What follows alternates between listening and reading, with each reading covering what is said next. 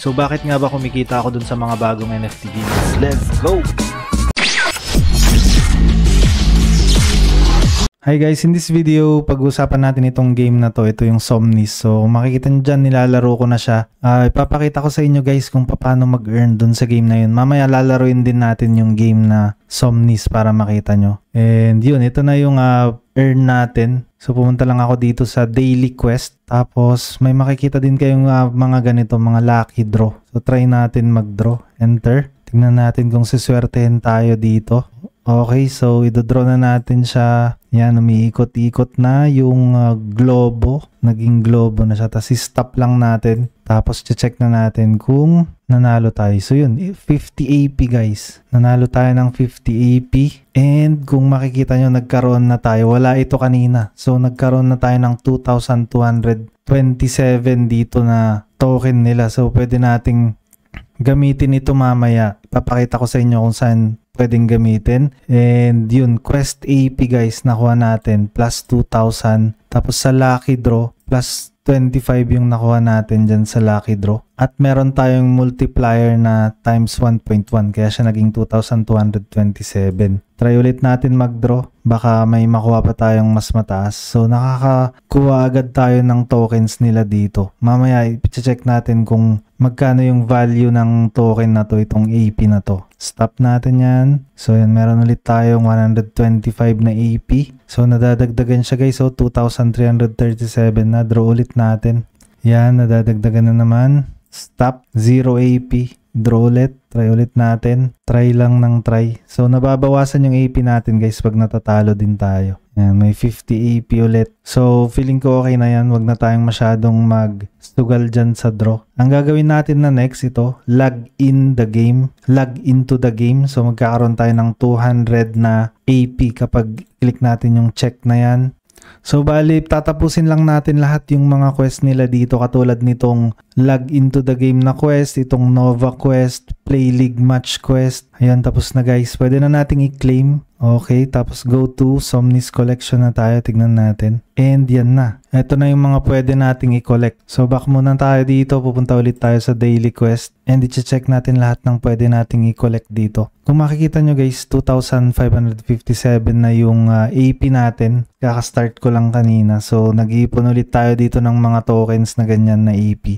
Malay natin, paldo tayo dyan. Sobrang dali lang naman yung mga quest dito. Meron pa silang Steam quest dito. Yung play indie games for 10 minutes dito sa Steam. So puro Steam na yan guys. Makikita nyo. Play action game, play casual game, play adventure game, play racing game. Gagawin natin yan mamaya. Play Counter-Strike for 2 minutes. Magkakaroon ulit tayo ng 200 na AP. So, parang affiliated sila sa Steam guys. Kaya nagpapa-quest sila ng mga games dun sa Steam. Tapos ito naman guys, meron silang event season 3. So ito yung 1 of 3 na event nila ngayong season. 10,000 USDC. Gagawin nyo lang, invite friends, clear chapter 3 and earn up to 30 USDC. So ilalagay ko yung invitation code ko sa description box guys para gamitin nyo para dito sa Somnis na event.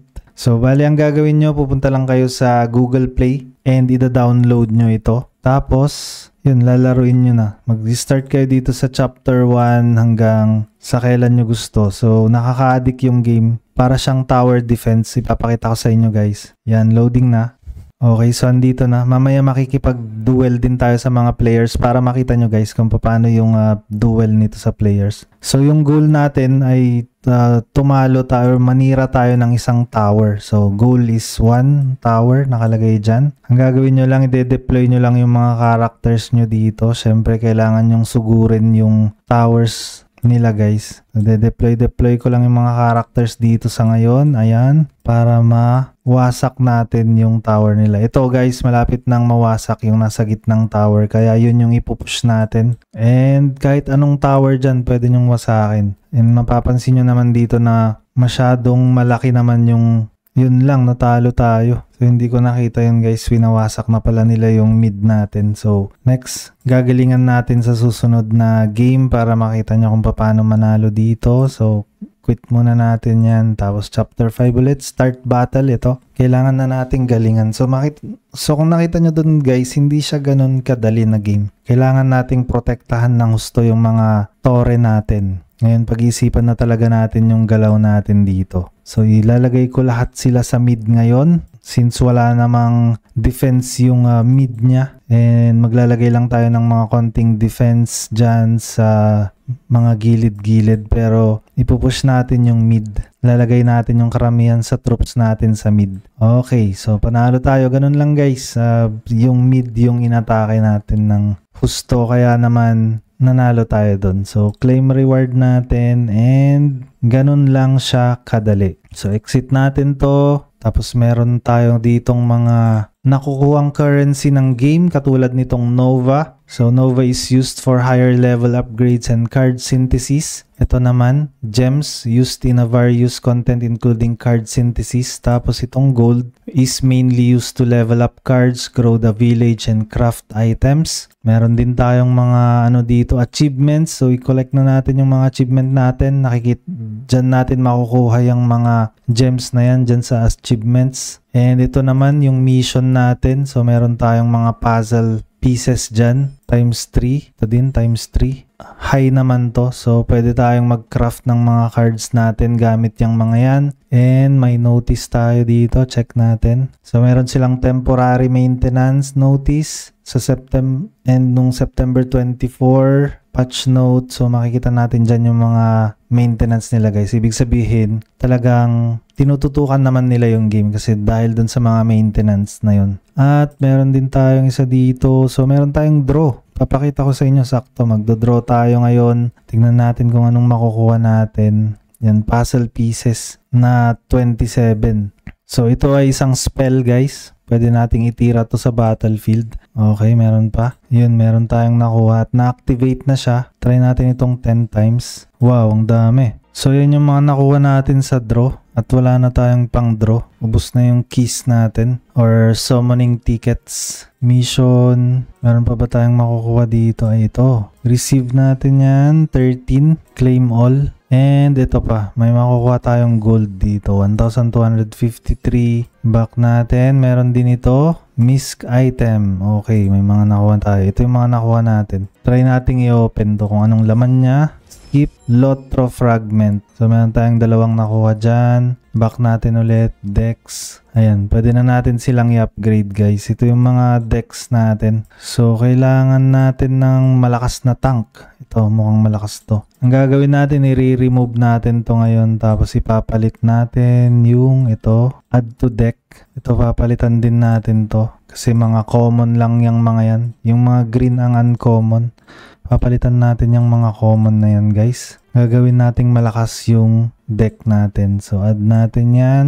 Add natin to. Add din natin to. And ito. Ibalik natin tong main natin. Tapos yung isang spell. So, itong spell na to i-add na natin para mas malakas. Freeze. Kasi uncommon yung freeze na yan. Buildings naman, hindi muna natin gagalawin itong mga buildings natin. Dito tayo sa shop. Pakita ko sa inyo yung shop nila guys. Ito yung shop. Meron tayong premium battle pass dyan. Special battle pass. Tapos may mga free dito. So, kukunin natin yung free. And pwede din tayong gumamit ng gold para makakuha tayo nitong mga puzzle pieces. So, gagamitin natin. Complete purchase. Ito, complete purchase. Purchase natin yan.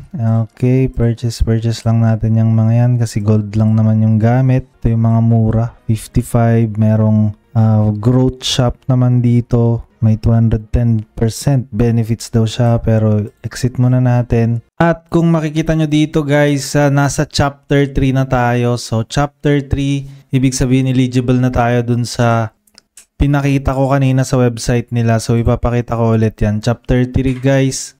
And pupunta tayo dito sa website nila. Ayan. So sabi dito, ay hindi pala ito.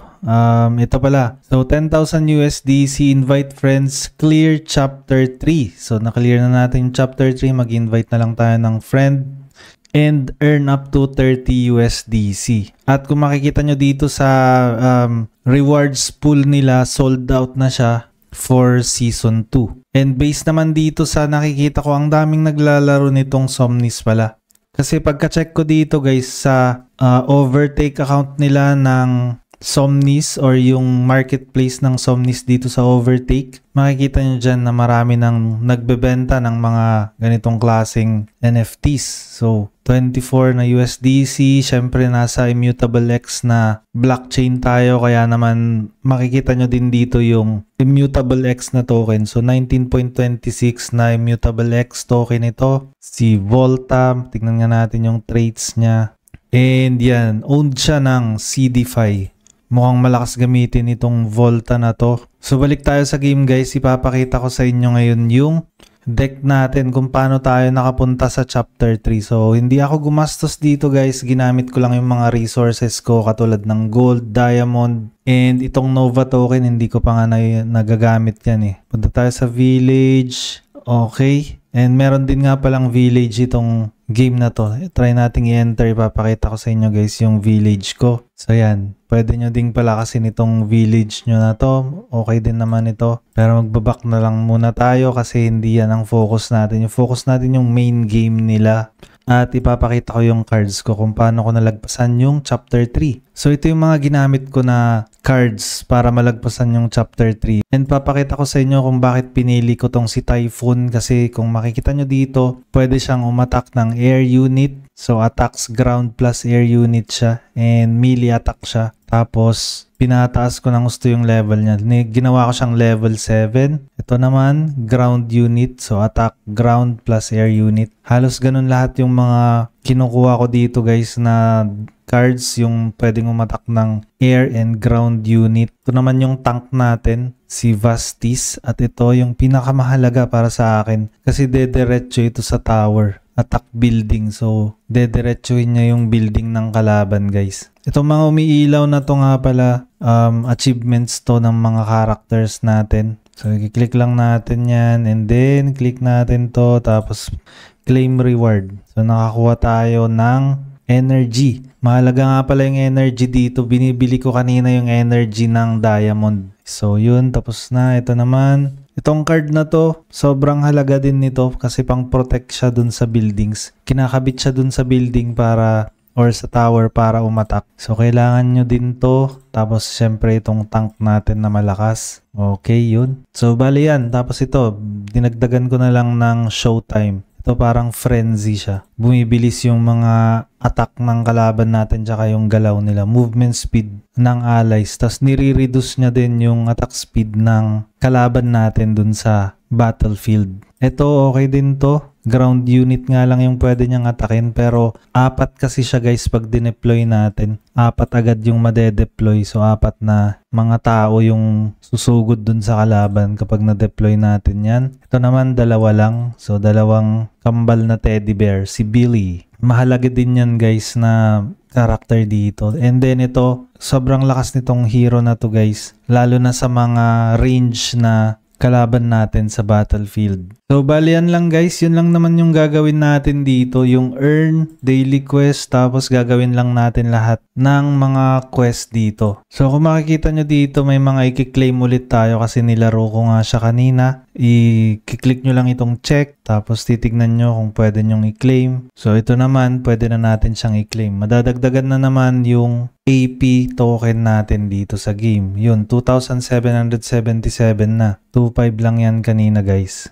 Next na gagawin ko ay patatapusin ko lahat ng mga quest dito. So, bali yun lang naman. Sobrang dali lang ng mechanics ng game na to. So, kapag bago pa lang kayo sa channel guys, huwag niyong kalimutan na i-click yung subscribe button. Click na din yung notification bell. Set nyo yan sa all para every time na meron tayong bagong play to earn game na katulad nito, manonotify kayo. Yun lang guys. Maraming salamat. Bye-bye! Disclaimer. This content is for education and entertainment purposes only.